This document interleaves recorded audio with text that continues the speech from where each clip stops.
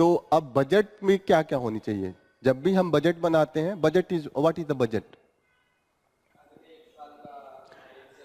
Budget हिसाब किताब है कि कितना टैक्स मिला और कितना गवर्नमेंट ने खर्चा किया।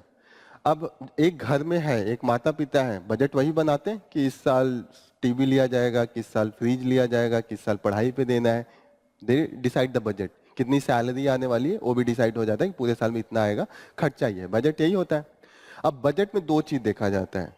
अब जब गवर्नमेंट बजट बनाती है तो या तो ग्रोथ पे ध्यान दे कि जीडीपी है, प्रोडक्शन ज्यादा हो। What is the GDP? थोड़ा इकोनॉमिक्स भी पढ़ा देता हूँ। What is the GDP? नहीं, कर तो नहीं है। इसका मतलब हुआ है ग्रॉस डोमेस्टिक प्रोडक्शन। पी का मतलब प्रोडक्शन है कि कितना प्रोड्यूस हुआ। होता है ना कि एक कि देश कितना प्रोड्यूस करता है एक साल में। जैसे नॉर्मल आप देखिए कि सोचिए कि पृथ्वी पे कोई नहीं है, सिर्फ एक फार्मस आया और एक आप आए, दो लोग आए। तो फार्मस ने पहले बीज कहीं से लाया और उसने गेहूं बोया, फिर गेहूं आया, फिर आप ब्रेड बनाते हैं, आपसे उसने गेहूं बेच दिया। 100 क्विंटल उसका गेहूं हुआ, 100 रुपए का। 50 रुपए का आपको बेच दिया। फिर आपने 50 रुपए का गेहूं लेके 200 का आपने ब्रेड बना दिया, जो हम लोग चाय ब्रेड खाते हैं ना, वो वाली ब्रेड। ओके, तो टोटल प्रोडक्शन कितना हुआ? वो 100 रुपए का प्रोड्यूस किया व्हीट जो बिकेगा, और जो आपने 200 का आपने ब्रेड बना के बेचा। टोटल प्रोडक्शन कितना हुआ उस पृथ्वी पे? अगर दो ही लोग हैं तो 250 हुआ। 250 क्यों हुआ? 300 होना चाहिए ना। 100 का तो फॉर्म बनाया और 200 का ये बनाया, तो 250 होगा कि 300 होगा? मानिए जो ब्रेड बनाएगा वो 50 रुपए का खरीदेगा ना। 50 रुपए मानिए वो फार्मर्स हमने खाने के लिए रख लिया और 50 क्विंटल 50 रुपए में बेचा, तो बीच वाला इंटरमीडिएट हो गया ना 50 रुपए। भले वो 200 का बनाया लेकिन 150 का तो प्रोडक्शन हुआ, वैल्यू एडेड 150 हुआ। तो इसका और इसका मिला के टोटल कितना होगा? 250 होना चाहिए। ओके, तो प्रोडक्शन ऐसे पूरे देश का होता है। इसको मैं बहुत सिंपलीफाई करके बता रहा हूँ। ऐसे पूरा देश कुछ प्रोड्यूस करता है और लास्ट में हम कैलकुलेट करते हैं। इंटरमीडिएरी जो भी चीजें होती हैं वो घटा देते हैं, क्योंकि आपको फ्रिज बनाने में उसका पहिया भी किसी ने बनाया होगा, उसका किनारे का जो वॉल किसी ने बनाया होगा, अंदर कंप्रेसर लगता है जिससे ठंड करती है वो लगाया होगा, कई पाइप लगे होते हैं, पीछे का सीट लगा होता है, अलग अलग लोग बनाते हैं ना। तो वो अलग अलग लोग बेचे होंगे, किसी ने पहिया बेचा होगा, किसी ने सीट्स बेचा होगा, किसी ने कंप्रेसर बेचा होगा, लेकिन लास्ट में आपको ओवरऑल प्राइस आपको 20,000 फ्रिज का देना होता है। तो ये आप 20,000 भी काउंट करेंगे और उनका प्लेट उलेट सब काउंट करेंगे तो वो प्रोडक्शन से ज्यादा हो जाएगा। डबल काउंटिंग हो गई ना। आपने सीट्स का एक बार और काउंट कर लिया, प्रोडक्शन तो एक ही बार हुआ ना। तो इसीलिए जो इंटरमीडिएरी गुड्स होते हैं उसको हम रिड्यूस कर देते हैं। फाइनल प्रोडक्ट माइनस इंटरमीडिएरी जितना भी होता है उसको रिड्यूस करके ग्रॉस डोमेस्टिक प्रोडक्शन आता है। यहां पे दिया है कि रियल जीडीपी। अनरियल भी होता है क्या? रियल क्यों दे रहा है? रियल जीडीपी का मतलब क्या हुआ? इस इन्फ्लेशन घटा के। जैसे दो तरीके का जीडीपी मेनली हम देखते हैं, एक नॉमिनल होता है, एक रियल होता है। नॉमिनल का मतलब होता है कि जितना जैसे इस पूरा प्रोडक्शन हुआ, मानिए ये यही एक देश है, ये क्लास देश है, तो इसमें मैं इस बार जितना भी ऐड किया हूं that will be the new production. जैसे कि चेयर हो गया, कैमरा हो गया, ये एलईडी हो गया, ये न्यू प्रोडक्शन हो गया। ठीक है, तो इसका जो ग्रोथ होता है, अभी हमने एकदम इसका रेट वो कैलकुलेट कर लिया कि अभी ये जितने पैसे का है और जितने पैसे का ये टेबल्स है सब जोड़ लिया, और हम देखते हैं कि पिछली बार जितना ग्रोथ ओवरऑल इस एरिया का हुआ था उसकी तुलना में ये कितना है। तो अगर सिर्फ पैसे जोड़े तो वो लगेगा कि बहुत ज्यादा है।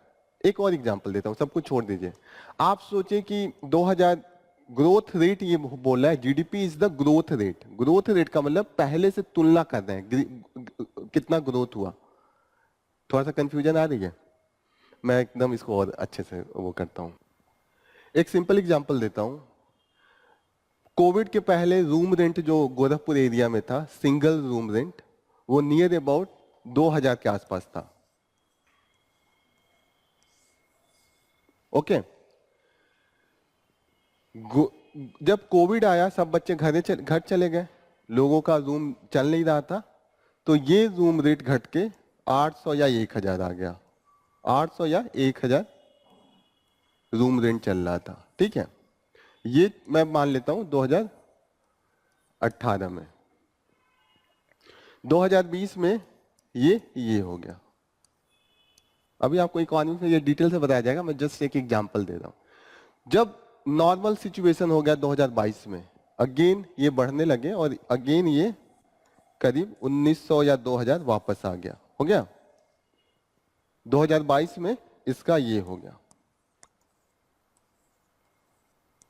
2022 में रेंट कितना है? 1900 के आसपास, 2000 1900 मान लेता हूं, ठीक है। अब किसी को जो पूछा जाए कि ग्रोथ कितना हो रहा है रूम रेंट में, रूम रेंट में ग्रोथ कितना हो रहा है, तो अगर पिछले साल से तुलना किया जाए तो लगेगा कि 1000 से बढ़ के 1900 हो गया, 900 का ग्रोथ हो गया, नियर अबाउट दुगुना बढ़ गया। बट अगर आपसे ये कहा जाए कि आप 2020 को छोड़िए 2018 की तुलना में ग्रोथ कितना है, तो निगेटिव में ग्रोथ है, नियर अबाउट 10% कम हो गया है, तो निगेटिव में ये 10% हो गया। एक जगह ये आ रहा है कि 90% प्लस जा रहा है, 90% इंक्रीज हुआ है, और दूसरी बार 90% और 10% डिक्रीज लग रहा है। तो इसको जो डिफरेंट ईयर से कंपेयर करते हैं इसको बेस ईयर कहते हैं। अगर बेस ईयर इसको रखें तो आपको लगेगा कि ग्रोथ जो है वो 90% हुआ है 2020 की तुलना में, लेकिन 2018 की तुलना में निगेटिव में ही है, अभी भी उस रेट पे नहीं आया है। तो जो रियल जीडीपी होता है वो हमेशा बेस रेट से देखते हैं कि किसी एक ईयर की तुलना में असली में ग्रोथ कितना हुआ है। Are you getting? एक दूसरा एग्जांपल देता हूं, ये थोड़ा थोड़ा समझ में आया होगा, एक और एग्जांपल दूंगा तो और अच्छे से समझ में आएगा। जब हम लोग छोटे थे तो जो पेन हम लोग लिखते हैं आजकल, तो वो 5 रुपए का आता था, ठीक है। मानता हूं उस समय अगर वो 20 पेन उस साल बने थे जब मैं छोटा था, तो 100 रुपए का हो गया। पेन कितना उस साल बना था?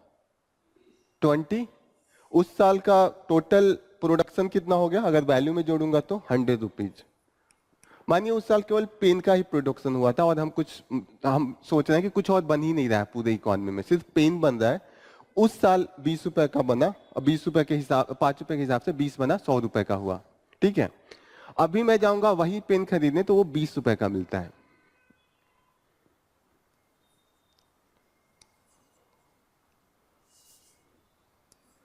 और मैं मानूं कि अभी भी 20 ही पेन बना, 20 पेन क्या, मैं इस साल मानूं कि 10 ही पेन बना, इस साल 10 पेन बना है, तो कितना हो गया रेट?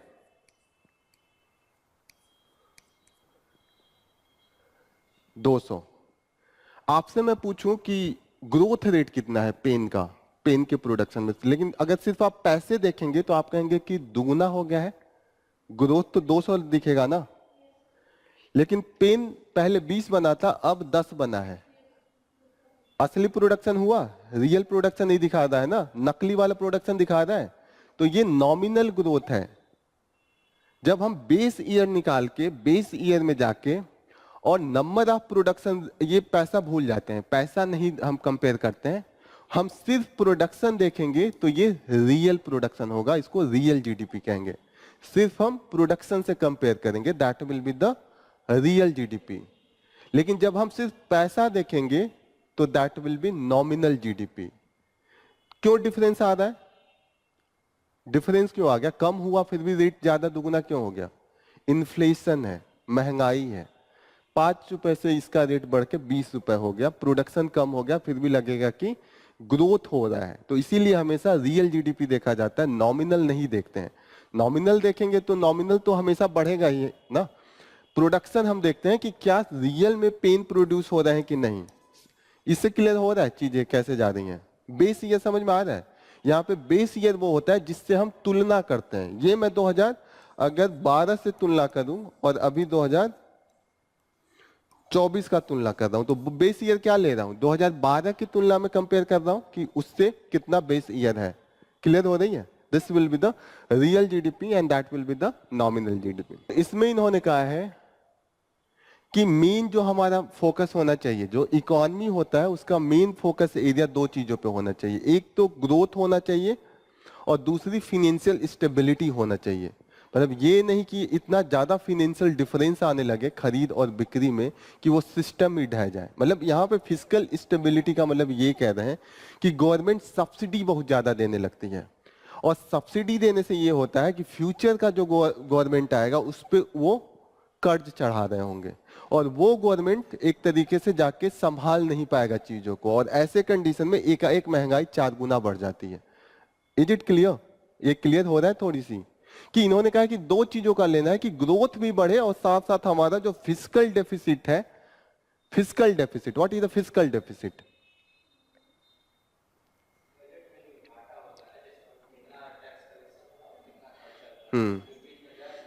जो कमाई और जो खर्च के बीच में आता है, जैसे अब जो पूरे खानदान की, पूरे घर की, जो हमारे मम्मी पापा सब मिलके कमा रहे हैं और कितना खर्चा कर रहे हैं, नहीं वो है आमदनी अठन्नी खर्चा रुपया। तो खर्चा जब रुपया हो जाए और आमदनी अठन्नी हो तो ऐसे में फिस्कल डेफिसिट आ जाएगा।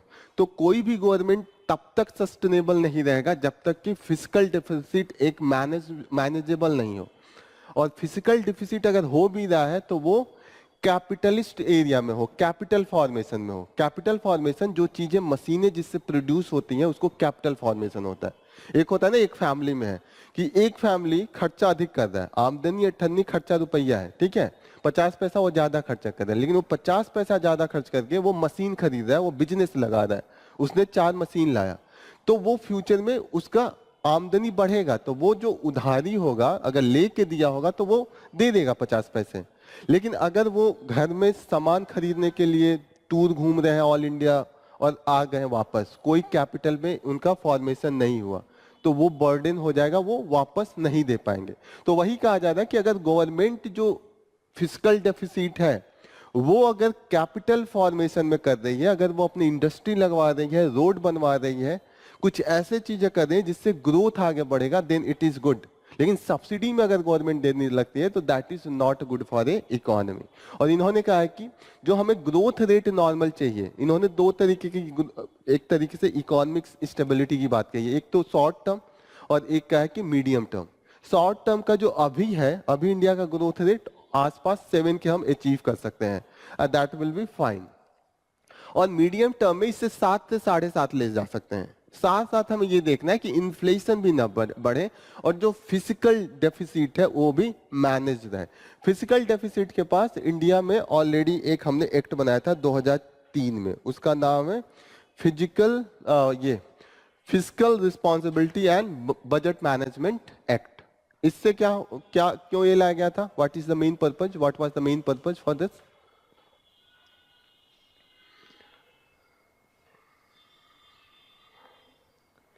फिजिकल रिस्पॉन्सिबिलिटी, फिजिकल का मतलब जो डिफिसिट है, रिस्पॉन्सिबिलिटी का मतलब उसका रिस्पॉन्सिबिलिटी होना चाहिए, एंड बजट का मैनेजमेंट होना चाहिए।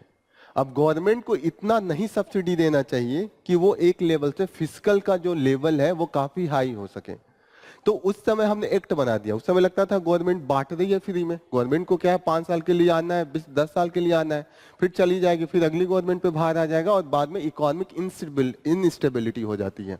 तो ऐसे कंडीशन में क्या होता है फिनेंशियल क्राइसिस के कंडीशन हो जाते हैं कंट्रीज में, फाइनेंशियल इमरजेंसी लगने के चांसेस आ सकते हैं। 1991 में हमारे पास चांसेस था, लेकिन वहां पे हमने फाइनेंशियल इमरजेंसी नहीं लगाया था, बच गए थे हम लोग।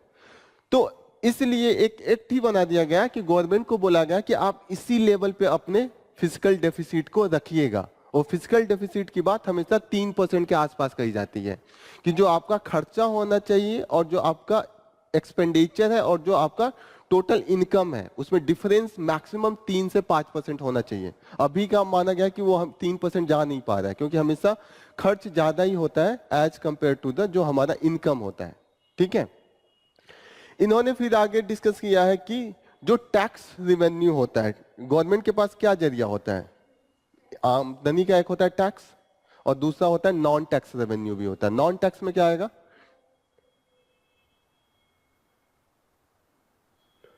टैक्स रेवेन्यू में वो डिफरेंट टाइप के टैक्स होते हैं, जैसे कि जीएसटी हम लोग देते हैं, इनकम टैक्स देते हैं, जो ड्यूटीज होते हैं, इंपोर्ट एक्सपोर्ट टैक्स होते हैं, लॉट ऑफ टैक्सेज होते हैं, जैसे हम लोग टोल टैक्स भी देते हैं जब गाड़ियां गुजरती हैं। तो नॉन रेवेन्यू क्या होता है?